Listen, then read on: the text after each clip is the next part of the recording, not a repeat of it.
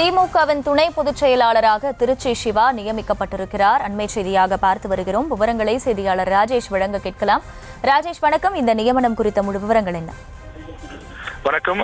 திமுகவினுடைய புதிய துணை பொதுச் செயலாளராக திருச்சி சிவா எம்பி அவர் நியமிக்கப்படுவதாக அறிவிப்பு வெளியிடப்பட்டிருக்கிறது.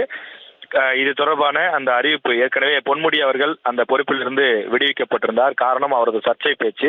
கடந்த 6ஆம் தேதி சென்னையில் நடைபெற்ற நிகழ்ச்சி ஒன்றில் அவர் அவ்வாறு சர்ச்சையாக பேசியிருந்தார். அதனைத் தொடர்ந்து கடுமையான கண்டனங்கள் வலுத்த நிலையில் அவர் கட்சியிலிருந்து அந்த துணை பொதுச் செயலாளர் பொறுப்பிலிருந்து விடுவிக்கப்பட்டார்.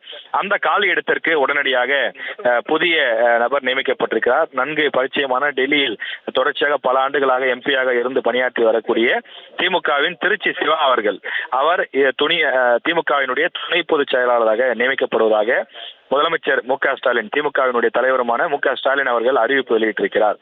அதிலே செய்திக்குறிப்பு ஒன்று வெளியிடப்பட்டிருக்கிறது.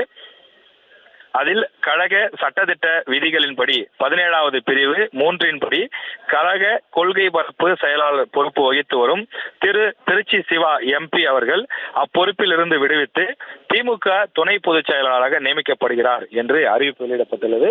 எனவே இதன் மூலமாக இனி திமுகவினுடைய கொள்கை பரப்பு செயலாளர் பொறுப்புக்கு புதிய நபர்கள் நியமிக்கப்படலாம் என்ற ஒரு அறிவிப்பும் இதன் மூலமாக தெரிந்து கொள்ள முடிகிறது. எனவே தற்போது பொன்முடி அவர்கள் அந்த பொறுப்பிலிருந்து நீக்கப்பட்டு திருச்சி சிவா அந்த பொறுப்புக்கு புதிதாக நியமிக்கப்பட்டிருக்கிறார் என்பது தற்போது கிடைத்திருக்கக்கூடிய திமுக சார்பில் வெளியிடப்பட்டிருக்கக்கூடிய செய்திக்குறிப்பில் மூலம் தெரிந்து கொள்ளக்கூடிய தகவல்.